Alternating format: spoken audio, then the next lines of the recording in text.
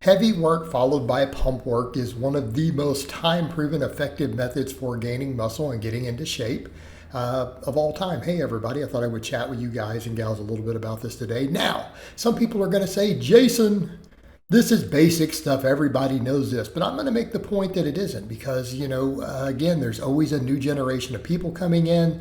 You always have people who are trying to sell them new, shiny, fancy, who don't know these things, right? Clearly they don't, or they wouldn't be asking the questions that they ask. So again, this is kind of one of those things of when I tell people, look, let's really focus on the basics. For most of you out there, the basics are really and truly what you need. You don't need certain advanced methods. You don't need this trick. You don't need this biohack. I really do mean that. But if we say that, we need to explain to people what we mean. We talk about diet basics. Look, guys, a bro diet works fine. Chicken or any lean meat, rice, vegetables, right? That sort of stuff. It works great. Throw in a little bit of healthy fats and you're good to go. Track your calories, eat lots of protein, right? That's what we mean by basics with nutrition. Okay, that sort of approach has built more impressive and athletic physiques than probably any other dietary approach. And yet, people always want to deviate to something more bizarre or extreme, and there's necessarily no need for it. These things work, they're effective. So when it comes to training, it's the same sort of concept. The basics, and when I say the basics, that's what I'm talking about. Perfect example.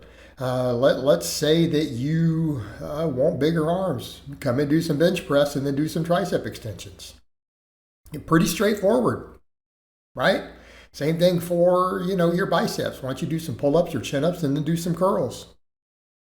So when we say heavy work followed by pump work, another way to put that could be do your big compound movements followed by your smaller isolation movements. Now, some people will chime in and say, you don't need both. You'll get all these people, or you only need the big compounds. Well, if you're in a hurry and you have very, very little time to get in the gym, right? You've got 30 minutes to work out and get out, okay?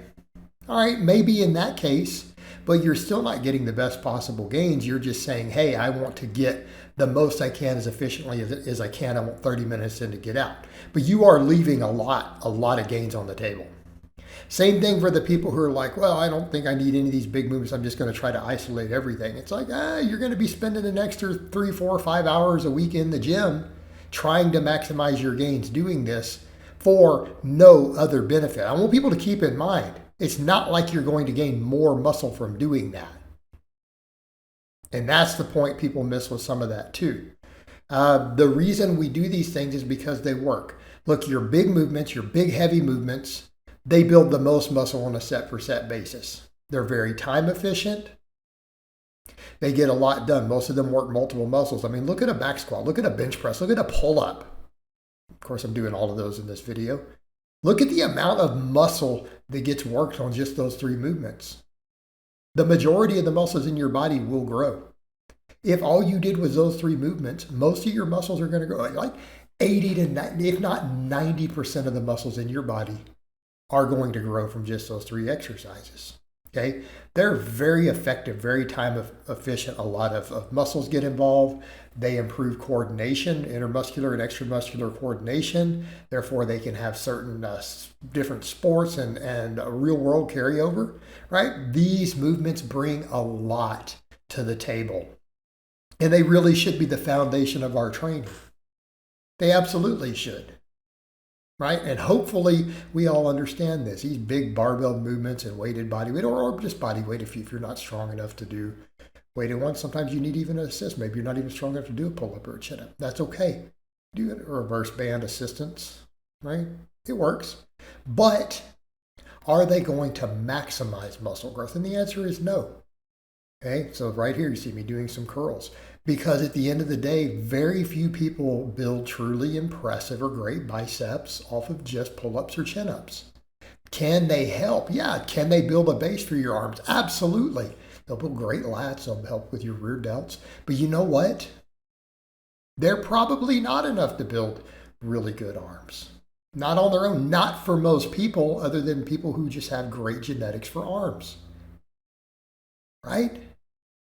But here's the kicker: the people who have the great arm genetics, if they did some curls too, they'd probably gain another inch, right? Just because they're blessed doesn't mean that they don't get more benefit. Just keep that in context. Same thing with shoulders, or particularly delts. Delts are one of those that's really hard. It's hard for a drug-free lifter to build big, impressive delts. And as much as I might say, hey, overhead pressing is great, incline's great, even rows are great,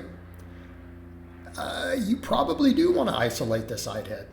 It's probably, and you might even need to isolate the posterior head, depending upon what's going on in your rows and your genetics. If you really are trying to look big, if you really want nice, big, round shoulders, okay?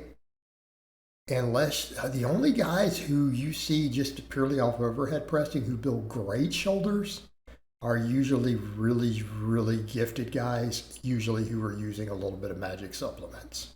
Okay, those are kind of the outliers. For most guys, if you want really nice shoulders, you're probably going to need to do some isolation, or at least another heavy movement like these upright rows. Okay, but I would say you probably do need some sort of lateral raise. Okay, even if you're doing this, like if shoulders are an absolute priority for you, an upright row followed by a lateral raise afterwards. Okay, now we're back over to that same philosophy though, aren't we? Heavy work followed by pump work. I love squats. Squats may not be enough to really develop your quads. Not for everyone, at least not at recoverable volumes. Maybe your Tom Platz. People say, yeah, but Tom Platz did tons of, he had the greatest quads back in the day, but he also did a lot of leg pressing too. He also did leg extensions. I mean, realistically, yes, he built his base on squats, and he did tons of squats, and he was a super strong squatter even for rep work. The guy's 10 and 20 rep squats were legendary. But he still did some machine work. He still did some isolation work for those quads. He absolutely did, and there's plenty of pictures and stuff out there showing him doing it. Okay, and that's the point of this. If we really, really want to get good results, if we're really trying to have certain muscles and say, hey, I really need this muscle, you might not have to do this for your whole body, but if you're really trying to push that and say, I really want this one muscle or two muscles or whatever to be great, you probably do need to do a big, heavy compound for them and then some isolation work. You probably do. You just have to be realistic about it. And if you're not willing to do those things and you're not going to do those things, don't be surprised when you're coming up short. In fact, to get there, you may need to do both, and you might need to focus on it for years and years and years and years of doing both. That's just the reality. All right, guys, but that's really all I have to say on that today. I hope it's been informative, and I will talk to you guys and gals next time.